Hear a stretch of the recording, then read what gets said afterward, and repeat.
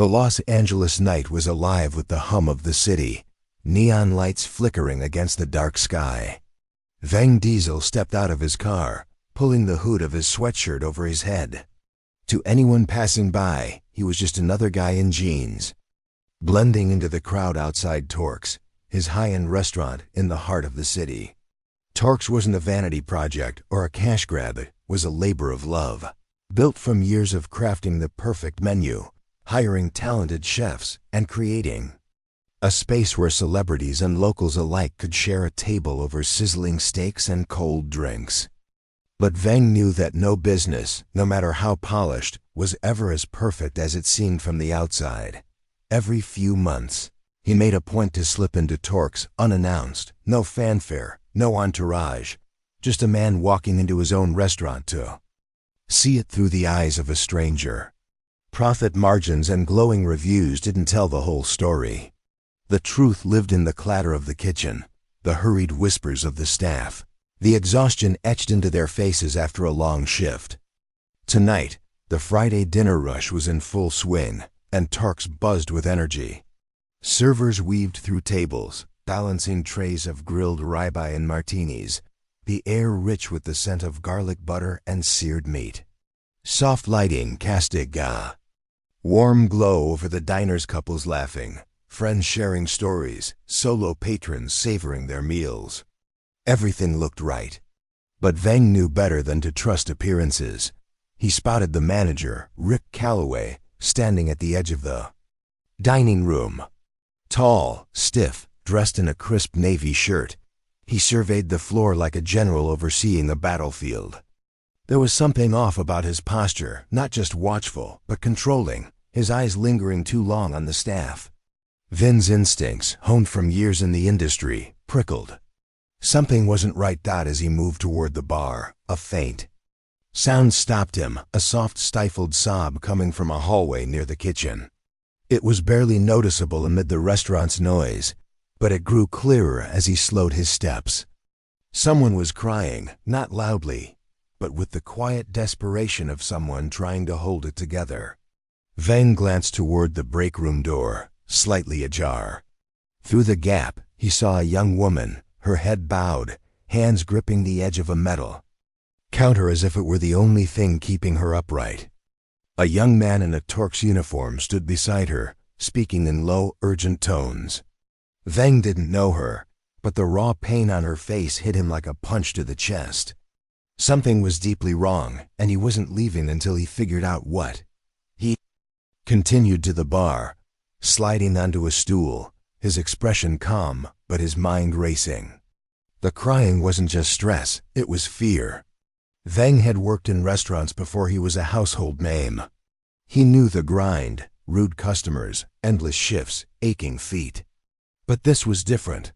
His gut told him this wasn't about a bad night or a tough table. He wanted to walk over and ask if she was okay, but he wasn't Vang Diesel, the owner, right now. He was just a customer. So he listened. The young man, still talking to the woman, kept his voice hushed. Vang caught fragments. "Can't let him. He doesn't own you." Her response was barely audible. "No choice," he said. "If I don't, I'm out." Vin's grip tightened around the water glass the bartender had set in front of him. This wasn't about a customer. It was someone inside the restaurant, someone with power. "Hey, what can I get you?" The bartender, a lanky guy with a quick smile, asked. "Just water for now," Vang said, offering a nod. His eyes flicked back to the manager, Calloway. Still standing like a sentinel, his gaze sweeping the room with an intensity that made the staff shift uncomfortably. Then Vang noticed the young man from the break room step back onto the floor. His jaw was tight, his hands fidgeting with the notepad in his apron. He looked shaken. Vang saw his chance. He stood, casually strolling toward the server station where the young man was stacking plates. "Hey man," Vang said, keeping his tone light. "Got a pen?" The server, startled, looked up. His name tag read Tyler. "Oh yeah, sure." He grabbed a pen from the counter and handed it over. Vang didn't walk away. Instead, he leaned in slightly, his voice low. I couldn't help but notice your friend seems upset. Tyler froze, his grip on the plates tightening. She's fine, he said, too quickly, his eyes darting toward Calloway before dropping to the floor. Veng tilted his head. She doesn't look fine. Tyler swallowed hard, his gaze flickering back to the break room.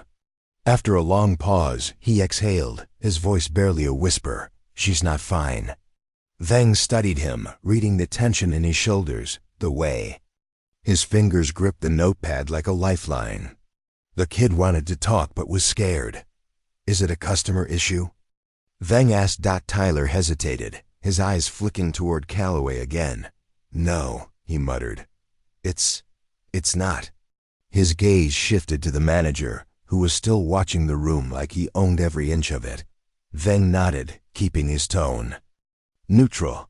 How long's she been working here?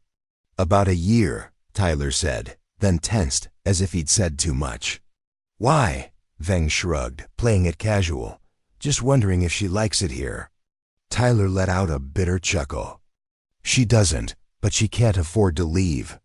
There it was, the heart of the problem. She wasn't just stressed. She was trapped. Vin's stomach twisted. This wasn't just a bad boss. Something darker was at play. Before he could ask more, the air shifted. Calloway was approaching, his footsteps deliberate. Everything okay over here? His voice was smooth, but there was a hard edge to it. Tyler's gaze dropped instantly, his hands busying themselves with the plates. Yes, sir. Just helping a customer. Veng turned, facing Calloway for the first time. Mid-40s, neatly combed hair, sharp features that hid a calculating mind. His name tag confirmed his identity, Rick Calloway. Can I help you with something? Calloway asked, his tone polite but laced with suspicion. Veng smiled, unfazed. Just getting a pen.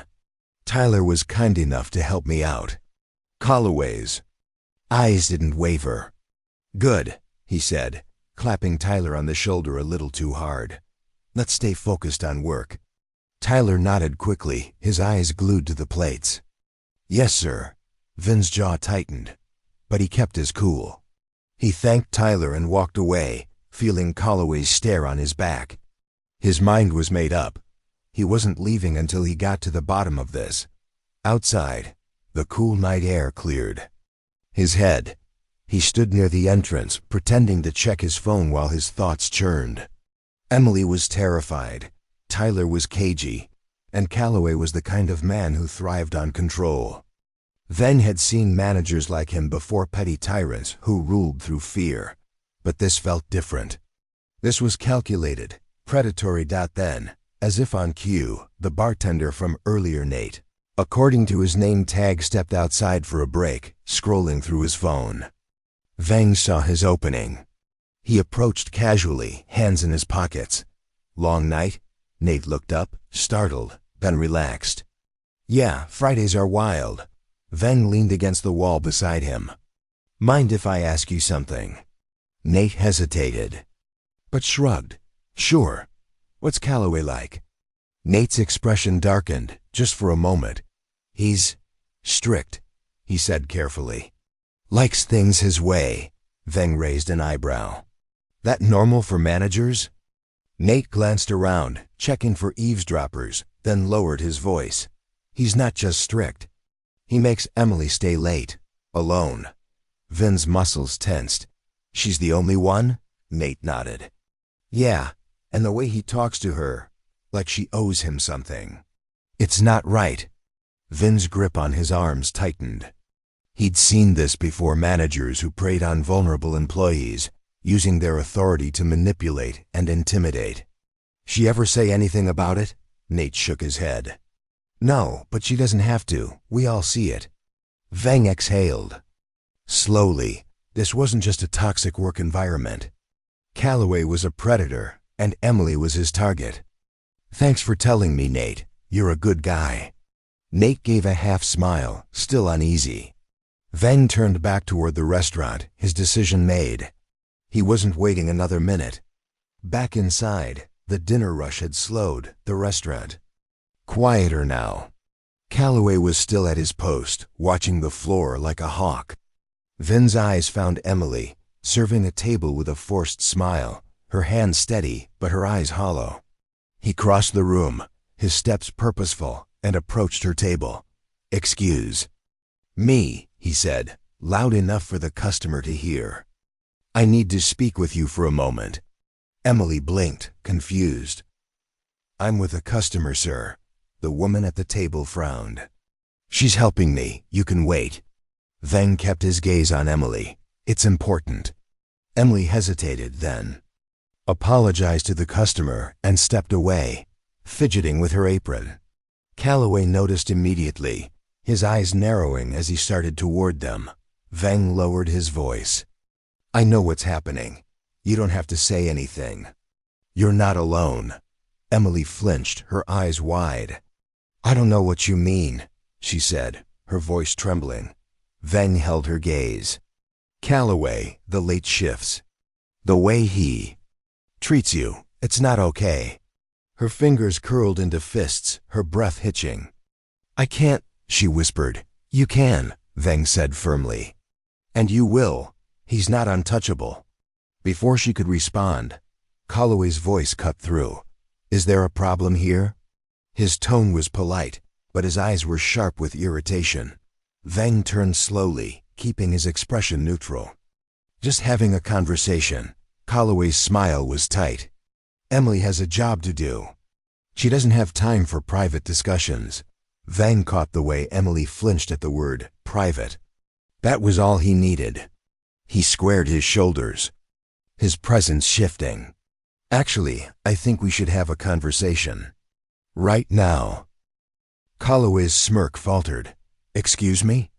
Vang reached into his pocket and pulled out his wallet, flipping it open to reveal his executive ownership credentials for Torque's Restaurant Group. Emily gasped. The servers nearby froze. Calloway's face went white. "My name is Vang Diesel," he said, his voice calm but unyielding. "And you and I need to talk." The restaurant fell silent, customers glancing over, sensing the shift. Calloway stammered. "Sir, I didn't realize." "No, you didn't," Vang cut in. "And that's the problem." He turned to Emily, his tone softening. "You're safe now." Her lips parted, a shaky breath escaping as she stood a little taller. Calloway's confidence crumbled, his hands trembling. "Sir, I assure you, there's been a misunderstanding. Your office." "Now," Vang said, his voice leaving no room for argument. Calloway swallowed hard and led the way to his office, his steps stiff. Vang followed, but before stepping inside, he turned to Emily. "Stay here. This won't take long." Inside the office, Calloway tried to regain control, forcing a chuckle. "I didn't expect to see you here tonight, sir." A bit unusual for the owner to drop in unannounced. Vang leaned forward, planting his hands on the desk. "You know what's unusual? A manager abusing his power to intimidate his employees." Calloway flinched. "I don't know what you mean." Vin's stare was unrelenting. "I know what you've been doing to Emily. The late shifts, the threats. You think you can get away with it." Calloway's face paled. "Sir, I assure you, I've always conducted myself professionally." Vang pulled out his phone and played a recording, Emily's voice, raw and shaken. "If I don't do what he says, I'm gone." Then Tyler's. "You can't let him. He doesn't own you." Calloway froze, the color draining from his face. Vang leaned closer, his voice low and cold. "You've been preying on employees who need their jobs, making them feel trapped. But you're done." Calloway's hand shook. "Please, I can explain." "No, you can't." Vang dialed corporate HR. "You're finished. You'll never work in this industry again." When Vang stepped back into the restaurant, the air was thick with tension. Emily, Tyler, and Nate stood together, watching him. He looked at Emily. "He's gone. You're safe." Her shoulders relaxed, relief washing over her face.